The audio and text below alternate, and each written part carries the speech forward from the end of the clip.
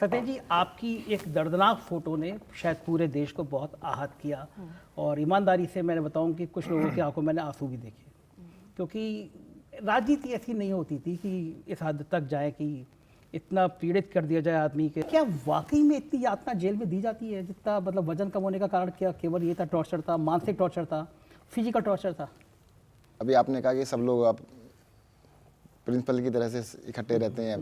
आपने सबके लोगों के अलग अलग इंटरव्यू लोगे एक ही टाइम पर, 5 लोगों के नहीं 10 लोगों के लीजिएगा और क्वेश्चन लगभग सेम पूछ लो एक ही टाइम पर, आपको ऑलमोस्ट सबके आंसर एक ही मिलेंगे। ये रटा देखिए आप केजरीवाल ये रट के पहले ये रट के पूछ लो, जो भी पूछेगा जवाब यही देना है। नहीं, क्वेश्चन हमें थोड़ा पता है, क्वेश्चन तो आपको पता है। रीजन क्या है कि प्रिंसिपली देखो हम जब जुड़े थे, आपको पहला बात बताता हूँ मैं, सबसे पहले जुड़ने से पहले मैं आर्किटेक्ट था प्रोफेशन में। जिस दिन मैंने अपना प्रोफेशन छोड़ा, पॉलिटिक्स में आया, 5 दिल्ली के नामी सीएस के पास गया था मैं। उनसे मैंने यही पूछा था भाई अरविंद केजरीवाल कैसा आदमी है, तो क्या बहुत अच्छा आदमी है। मैंने पैसे तो नहीं लेते? कहते नहीं, डिपार्टमेंट में अकेला आदमी है वो नहीं लेता। तब मैंने अपनी ज़िंदगी उनके पीछे लगाई थी। फिर तो प्रिंसिपली अगर एक साथ हैं फिर तो सब कुछ ठीक होगा ही होगा। तो उसके अंदर प्रिंसिपली हम लोग जुड़े हुए हैं। जब हम जेल में थे तब तो हमारा कोई आपस में कॉन्टैक्ट बिल्कुल ही नहीं था। तब भी लोगों को लगता था कभी किसी से बात हो ना कि यार मनीष जी भी ये बोल रहे हैं, अरविंद जी भी ये बोल रहे हैं, आप भी ये बोल रहे हो। तीनों अलग अलग जेलों में थे, मतलब ये नहीं था एक ही जेल में हो। तो क्योंकि विचारधारा एक सिंगल प्लेटफॉर्म पे आए, मकसद क्या था कि देश के लिए कुछ काम कर लें। मैं तो अपने लिए बता सकता हूँ, देखो जी ज़िंदगी में ना कभी पॉलिटिक्स में आना तो नहीं सोचा था, कभी ये भी नहीं सोचा था मंत्री बने। हमने पता भी नहीं था कि हमारे परिवार में कहीं पर भी कोई किसी गांव का प्रधान नहीं बना, आरडब्ल्यू का ये प्रेसिडेंट आर्किटेक्ट था। हाँ। और मैं जब पहली बार इसको टिकट दी थी, इसको मनाने के लिए 4 बार इसके घर जाना पड़ा। अच्छा, ये टिकट लेने को तैयार नहीं था ये।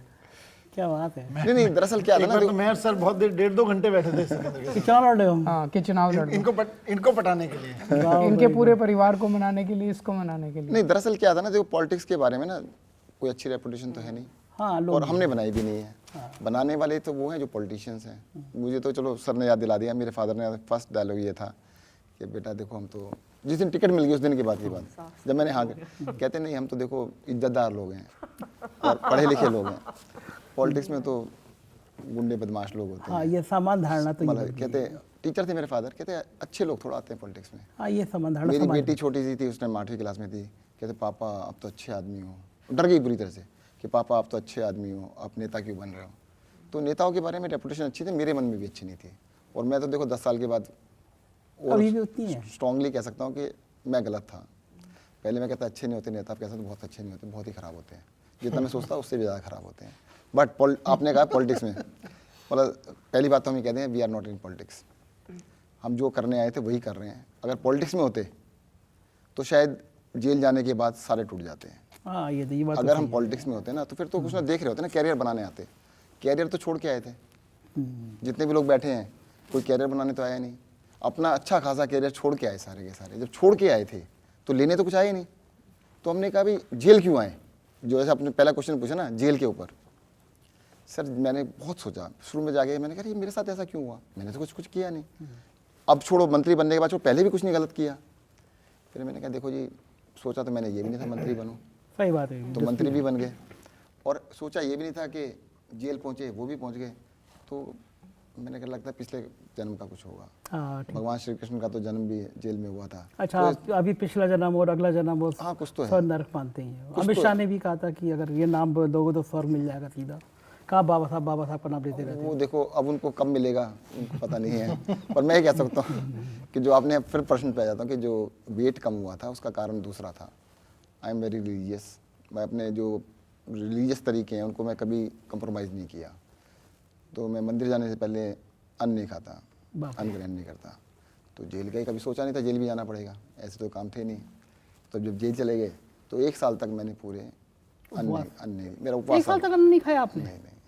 तो उसकी वजह से मेरा। तो क्या खाते, जेल में क्या खाते थे? खीरा, टमाटर, जिसके ऊपर आपने टीवी पे मैंने बाद में देखा कि अच्छा। बड़ी बड़ी फोटो चली, मैंने देखा भी क्या था, प्लेटें दिखा रहे हैं, जैन साहब क्या शानदार खाना खा रहे हैं। एक प्लेट में खीरा, एक में टमाटर, एक में संतरा, एक में केला।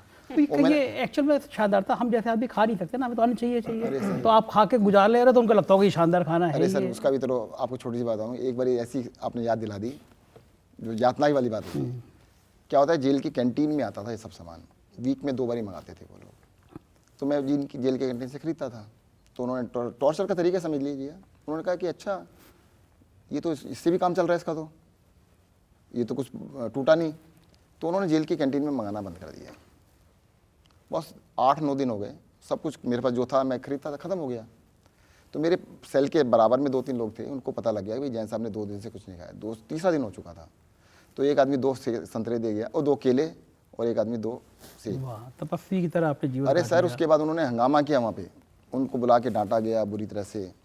तो उन्होंने उनको चैलेंज किया, कहते देखो अगर आप ऐसे करेंगे ना, हम मीडिया के सामने चले जाएंगे। उनका तो एक्सेस था ना, हाँ नहीं, हाँ कहते हम मीडिया में जाएंगे और आपके लिए मुश्किल हो जाएगी। उसके बाद फिर उन्होंने फ्रूट थोड़ा खाना देने चाहिए। तो मतलब लंबा टॉर्चर टॉर्चर का तरीका वाला। दूसरा था, पर मैं कहता हूँ ये तो हमें भुगतना ही था।